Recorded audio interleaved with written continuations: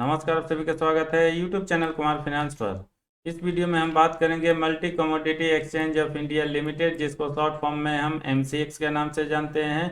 पिछले एक साल का डेटा देखा जाए तो ये शेयर अपने लाइफ टाइम हाई से करीब 47% 48% नीचे ट्रेड कर रहा है।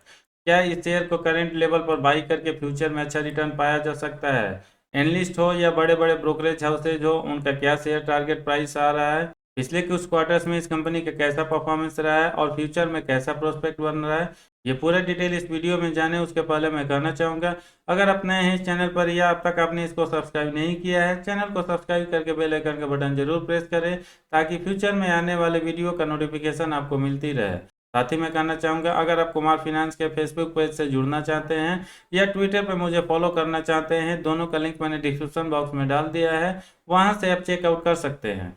सबसे पहले इस कंपनी के बिजनेस के बारे में बात किया जाए तो जैसा कि नाम से ही पता चल रहा है, ये कमोडिटी एक्सचेंज करने के लिए प्लेटफॉर्म है जो सेबी के रेगुलेटरी फ्रेमवर्क के अंडर ऑपरेट होती है। इस कंपनी का कैरेक्टर जस्ट लाइक एनएसई और बीएसई का है। एनएसई बीएसई स्टॉक मार्केट में ट्रेडिंग के लिए यूज होता है, जबकि multi commodity exchange of India commodity trading के लिए इस्तेमाल किया जाता है। इस कंपनी का नेचर ऑफ बिजनेस बीएसई और एनएसई जैसा ही है, क्योंकि एनएसई और बीएसई एक ऐसा डेरिवेटिव एक्सचेंज है जो स्टॉक के ट्रेडिंग के लिए प्लेटफॉर्म प्रोवाइड करती है, जबकि एमसीएक्स कमोडिटी ट्रेडिंग के लिए प्लेटफॉर्म प्रोवाइड करती है। प्रेजेंटली एमसीएक्स का मार्केट कैप 5,944 करोड़ का है, यानी ये स्मॉल कैप से आती है। स्टॉक भी इसका 36.8 है। बावजूद इसके पिछले एक साल में इसका शेयर प्राइस 47-48% डाउन हो चुका है, जबकि आरओसी इसका 10.6% और आरओई 8.10% है। और इसका कंपैरिजन अगर बीएसई से करके देखा जाए तो ये भी उसी के लाइन में जाता हुआ नजर आएगा। पिछले एक साल में इसने 1142 रुपये का लो और 2135 रुपये का हाई बनाया है। इस शेयर के करेंट मार्केट प्राइस को लोएस्ट प्राइस से कंपेयर करके देखा जाए तो ऑलमोस्ट ये बॉटम आउट हो चुका है, इसलिए ऐसा माना जा सकता है जिस भाव पर फिलहाल ये ट्रेड कर रहा है, ज़्यादा डाउन साइड जाने की पॉसिबिलिटी काफ़ी कम है।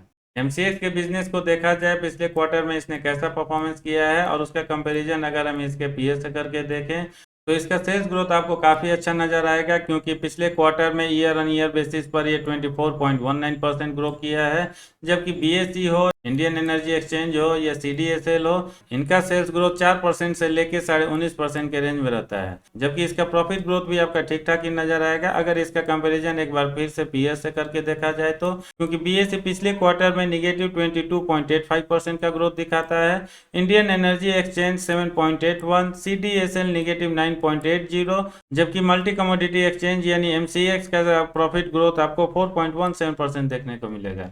इस कंपनी के पिछले 10 सालों का परफॉर्मेंस देखें तो काफ़ी खराब नजर आएगा परसेंटेज वाइज, क्योंकि इसका कंपाउंडेड सेल्स ग्रोथ पिछले 10 साल में -4% रहता है, 3 साल से लेकर 5 साल के बीच में ये 7% रहता है, जबकि पिछले एक साल में एक बार फिर से ये -4% हो जाता है। कंपाउंडेड प्रॉफिट ग्रोथ भी आपको इसके सेल्स ग्रोथ के लाइन में ही जाता हुआ नजर आएगा, बल्कि उससे भी खराब होता हुआ नजर आ रहा है, क्योंकि पिछले 10 साल में ये -9% रहता है, 5 साल में जरूर ये +1% रहता है, लेकिन एक बार फिर से 3 साल का परफॉर्मेंस हो या एक साल का परफॉर्मेंस हो, ये -10% और -22% हो जाता है। पिछले 10 सालों में इस कंपनी का चाहे सेल्स ग्रोथ हो या प्रॉफिट ग्रोथ हो, काफ़ी खराब रहता है, और इसी के लाइन में जाता हुआ स्टॉक प्राइस सीएजीआर भी आपको नजर आएगा, क्योंकि पिछले 10 साल में ये -1% रहता है, 3 साल हो या 5 साल हो, इसको भी हम काफ़ी पुअर मान सकते हैं, क्योंकि मात्र ये 2% से लेकर 5% पॉजिटिव साइड में रहता है, जबकि पिछले एक साल में सबसे खराब परफॉर्मेंस ये देता है और -31% के रिटर्न दिया है अपने इन्वेस्टर्स को। रिटर्न ऑन इक्विटी भी इस कंपनी का आपको लगातार खराब होता हुआ नजर आएगा, और ये 11% 12% से घट के पिछले एक साल में 8% तक आ चुका है। एमसीएक्स का परफॉर्मेंस भले ही आपको सेल्स ग्रोथ हो, प्रॉफिट ग्रोथ हो, पिछले कुछ एनुअल रिपोर्ट में लगातार खराब नजर आएगा, लेकिन इसका बैलेंस शीट अभी भी काफ़ी स्ट्रांग बना हुआ है, क्योंकि रिजर्व पिछले 12 सालों में ये 796 करोड़ से बढ़ के 1367 करोड़ तक आ पहुंचा है, जबकि कंपनी के ऊपर कर्ज कुछ भी नजर नहीं आएगा बहुत सालों तक, और जरूर पिछले 1-2 सालों में 1 करोड़ या 2 करोड़ नजर आ रहा है, लेकिन इस कंपनी का जितना भी मार्केट कैप है उसके अकॉर्डिंग ये ना के बराबर है, और डेट टू इक्विटी रेशियो भी ऑलमोस्ट आपको 0% के आसपास नजर आएगा।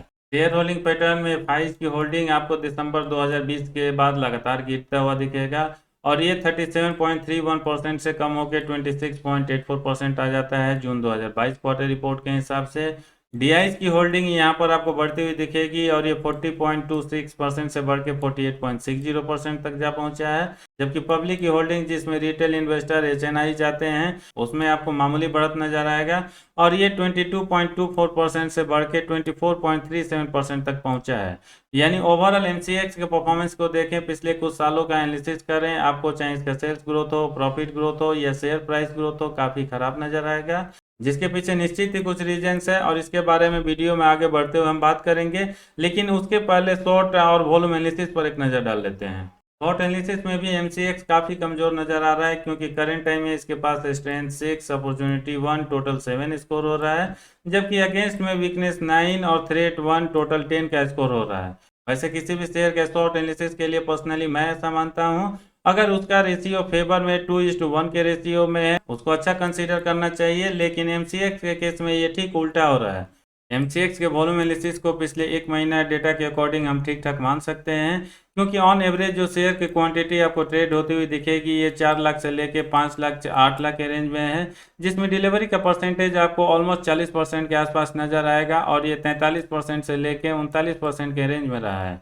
एमसीएक्स के इन्वेस्टमेंट चेकलिस्ट पर नजर डाला जाए तो एकमात्र पैरामीटर इंट्रिंसिक वैल्यू आपको रेड जोन में नजर आएगा। बाकी 4 parameter ROE versus FD rates, dividend returns, entry point और no red flag green zone में है। यानी इसके बेसिस पर कहा जा सकता है अगर किसी भी इन्वेस्टर को करंट मार्केट प्राइस पर बाई करना है इस स्टॉक को कंसीडर कर सकता है। लेकिन जिस तरीके से इस कंपनी का बिजनेस में परफॉर्मेंस रहा है पिछले कुछ सालों का हो या क्वार्टर्स का हो, थोड़ा सा ये अलर्ट करता है। और इसके बारे में आप कोई भी माइंडसेट बनाए उसके पहले हम इसके फोरकास्ट और ब्रोकरेज हाउसेज द्वारा जो टारगेट प्राइस दिया जा रहा है उसके बारे में बात कर लेते हैं। इस कंपनी और स्टॉक को लेकर जो फोरकास्ट किया गया है इसमें 10 एनालिस्ट ने अपना ओपिनियन शेयर किया है, जिसमें 70% एनालिस्ट का मानना है चाहे इस कंपनी के बिजनेस का परफॉर्मेंस हो या शेयर प्राइस ग्रोथ हो, आने वाले एक साल में अच्छा रह सकता है। इस शेयर को लेकर जो प्राइस फोरकास्ट किया गया है सितंबर 2023 तक के लिए ये आपको काफ़ी अट्रैक्टिव नजर आएगा क्योंकि जिस मार्केट प्राइस पर फिलहाल ये ट्रेड कर रहा है और सिचुएशन में भी आपको एक साल बाद ये इसी लाइन में जाता हुआ दिखेगा। जबकि मीडियम साइड में यहाँ पर आपको 43% का प्राइस ग्रोथ होता हुआ दिख सकता है और बेस्ट सिनेरियो में ये शेयर आपको 91% के आसपास रिटर्न दे सकता है।